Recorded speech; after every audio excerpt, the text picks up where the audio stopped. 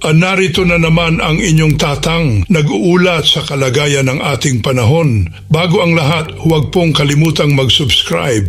Inaasahang 1 o hanggang 2 bagyo ang posible pong pumasok o mabuo sa ating bansa pagdating po ng buwan ng Disyembre, ayon po sa Pag-asa. Sa nakaraang public weather forecast ng Pag-asa, papangalanan ang posibleng 2 bagyo sa buwan ng Disyembre na Querubin at Romina.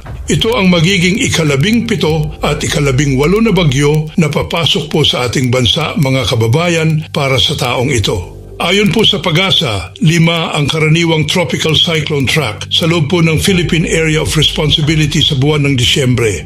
Ang una, posible pong mabuo ang bagyo sa Western Pacific. Pumasok sa PAR, pare-recurve patungo sa silangang bahagi ng PAR nang hindi nagla-landfall at saka magtutungo ng Japan. Ang pangalawa po, maaring pumasok sa PAR ang bagyo, magre-recurve bago mag-landfall at saka magtutungo sa northeastern portion ng PAR bago po didiretso sa Japan. Ang ikatlo naman po, sa karaniwang tropical cyclone tracks ng bagyo, posibleng mag-landfall ang bagyo sa northern o central Luzon at kikilos pakanluran patungong Hong Kong. Samantala, ang ika-4 naman po, mga kababayan, karaniwang kikilos ang bagyo at magla-landfall ito sa southern Luzon o northern Visayas at saka kikilos pakanluran patungong Vietnam. Ang panghuling tropical cyclone track ng bagyo, pagdating po ng Disyembre, ang bagyo ay posibleng magla-landfall sa Southern Visayas o Northern Mindanao at saka kikilos pakanluran patungong Thailand.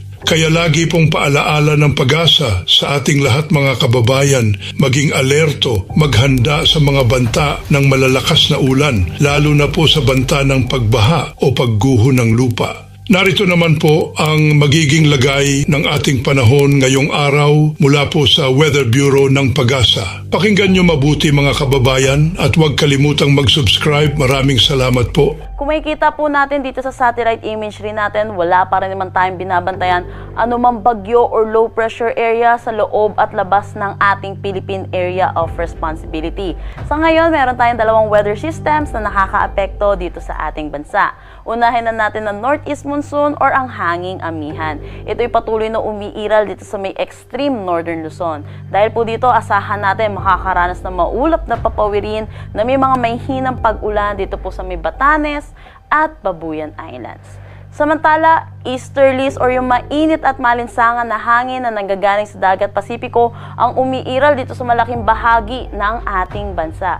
Dahil dito sa easterlies, asahan natin makakaranas ng maulap na papawirin na may mga kalat-kalat na pag-ulan dito sa Eastern Visayas, Caraga at Davao Region.